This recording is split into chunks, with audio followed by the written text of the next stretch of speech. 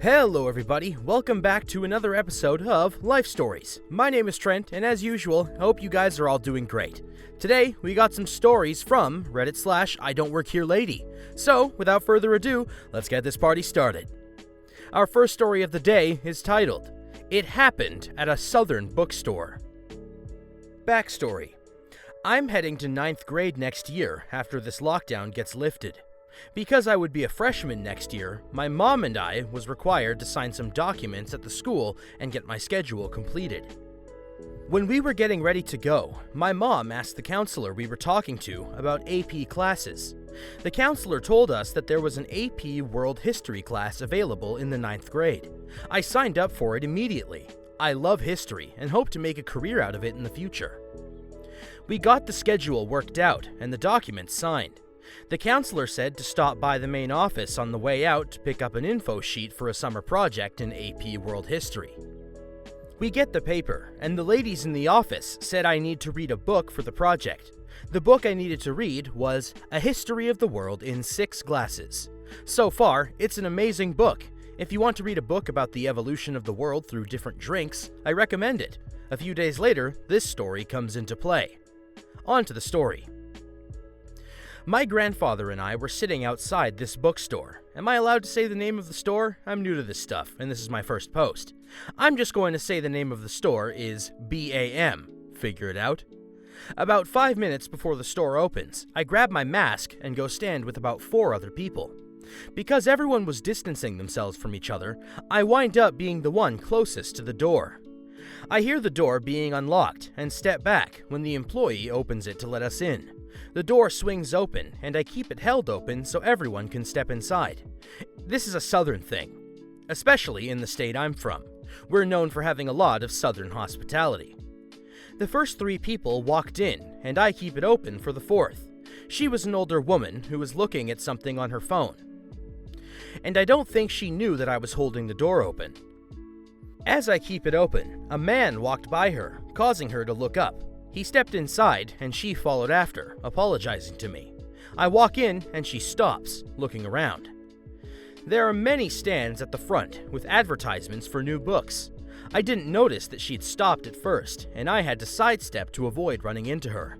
She turns around and stops me. "Excuse me, I'm looking for a book written by, what's his name? I don't know his name, but he's known as the My Pillow guy." She turned back to where all the book stands were. "Would it be up here? Was published not too long ago. Or would it be in the designated areas and towards the back?" she asked me. I try to help anyone who needs it, so I scanned all of the stands I could see. I don't see anything right up front. It might be in one of the stands further back. If not, I recommend checking in the informational section back there. I point towards the northeast corner of the building. "Could you help me look? I wouldn't know where to start. This building of yours is huge." "I'm kind of pushed for time, ma'am. I can help you look for a moment, but I need to get back home to start my summer project."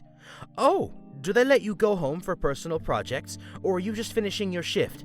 she asks as we look through some stacks of books. "Shift? Oh, no, ma'am. I'm here to pick up a book I need for a school project." She looked at me with surprise. "Oh, I'm sorry, young man. I thought you worked here. I can take it from here if you need to go. The rain's supposed to get here in about an hour, and I live 40 minutes away from here. I can wait a few more minutes if it would help you." "Thank you." We searched for about 2 more minutes, and we found the book. She went to the cashier, and I went to customer service. Because they placed the book on hold for me when I called about it earlier in the week. I paid for it, walked out, and we started back home. Oh, isn't that sweet? We start the episode with a story with no yelling, no Karens, no altercations, nothing. That's all gonna come tumbling down in a moment, isn't it? Yep, it totally is, because our next story is titled, Karen Got Slapped. Okay, so this only happened a few hours ago, and I still have a bit of an adrenaline rush, so bear with me. As everyone is bound to know, shopping lately has been a little hectic. The mass crowding has gotten better now that there are limitations on how many people can enter a shop at one point.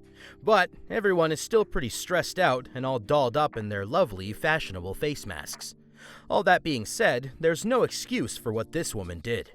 I live in England, and over here, we have a certain big supermarket store with a burgundy and orange themed uniform. So, after finally getting through the queue into the store, I grabbed a cart and I was off. I was there for maybe 20 minutes when I rounded the condiments aisle and caught what happened. First, there was a woman, younger looking, maybe a teenager, who was wearing an orange jacket, but it looked like one of those bright neon tracksuit ones, not the uniform, crouching down on her knees, looking through whatever was on the lowest level. I do that sometimes. The cheaper stuff tends to be from food companies who can't afford the premium shelf space. And she was wearing AirPods. Next, there was an older woman, not a Karen in the typical haircut, overweight, overdressed sense, but she did have that face. That "I'm too important to be kept waiting, serve me now, peasant" face. And no mask, standing behind this clearly oblivious girl. She had to have been trying to get her attention before I even walked into the aisle, and for some reason, the moment I appeared, she snapped. I'll never know what possessed her, but this older lady actually reached down and grabbed the younger lady by her underarm, yanking her up to face her. The girl reacted as I believe many people would. Without even asking questions, she yelped, spun off balance, and clocked Karen right in the face. It was glorious. The woman's nose started bleeding, and the young lady was just standing there in shock. Someone loudly announced that they were going to go get an employee, while I put myself between the Karen and the young girl, fearing the older woman may try to retaliate. The girl looked dumb with shock. Meanwhile, Karen started screaming. I didn't really catch what she was saying in the haze of it all, but I know a bloke behind me was shouting back at her, telling her she shouldn't have grabbed the girl and that it was her own fault. More screaming. Then the employees showed up. From there, it was just a matter of getting everyone's stories. Pretty much everyone who stuck around saw Karen grab the girl first, so Karen had no leg to stand on, though it didn't stop her from demanding the police be called and that she was going to press charges. The police had already been called by a manager, and us witnesses were asked to stay and wait for them. Some couldn't, as they were with their families and such, but I, having nothing better to do, stuck around. At this point, the girl had calmed down, and was just kind of standing there silently while the woman continues to scream about pressing charges and suing and fired, while the manager just kept on repeating things like, "She doesn't work here, ma'am. Please calm down, ma'am." The police questioning was actually pretty fast, if boring. Not at all as interesting as it is in the movies. I didn't get to see a grand parade of Karen being dragged away in cuffs, sadly. Once all the statements had been taken, both women were escorted outside by the police. And that was pretty much the end of it for me. I did still see them in the parking lot speaking to different officers, but couldn't get close enough to hear anything that went down. I made sure the police and the store had my number, just in case, finished my shopping, and then went home. It's been a few hours. It was surreal, and I'm actually kind of hoping it ends up on YouTube in the next few days. So, there's my story. Hope it entertained. Now, it's one thing to walk up behind somebody and grab them when you shouldn't. That's warranted enough for getting clocked across the face. But walking up and grabbing somebody in the middle of a worldwide pandemic, I'm not understanding the disconnect. Does her brain even function? And moving along, I wanted to make sure that our final story of the day was a wholesome one, because we can always keep the Karens being arrested to a minimum, at least sometimes. We all know there's too many of them for that ever to be a reality, but hey, come on, a man can dream. Our last story of the day is titled, Not a Karen. This is a bit short, but I've just thought about a somewhat wholesome interaction with a woman at Walmart. It was Thanksgiving, and I was on my way to my friend's giving party. I have this adorable vest that I wear during the holidays because it's denim and has cute little leaves that decorate the edge by the zipper. So of course, I was wearing it for the party. I was browsing the alcohol aisle, heavily debating with myself if I should really be so corny as to bring pumpkin pie flavored vodka, or just stick with something basic but good, like whipped cream vodka. A woman approached me and asked me where some alcohol I forgot was, and me, not thinking much of it, being a southerner, politely pointed out what she was looking for. She thanked me, and I went back to my dessert vodka dilemma.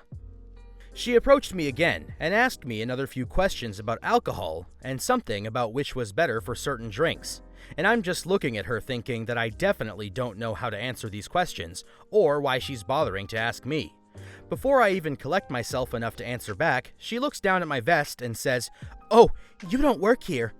We both laughed it off, and she goes to find someone else. We ended up in line beside each other, as it was a small store and you can only purchase alcohol at a certain register. She apologizes to me for the mistake, and being my awkward self, I just laughed again and said, "Oh, don't worry about it." Not much of a story, but I like to think about this sometimes when I see these other stories, and I'm thankful she was not a Karen. And this is something we should all think about. If you're ever at the store and you accidentally run into somebody and they don't try to completely tear your life down or call the cops, count your blessings, because they were not a Karen. And you're lucky. And with that, we're all out of time for today's episode, ladies and gentlemen. I want to thank all of you so much for tuning in to today's episode of Life Stories. You know how this goes. Don't forget to like, comment, and subscribe to make sure that the Reddit content we got cooking up coming your way doesn't get missed. Hope you guys are all staying safe, and I hope to see you guys soon.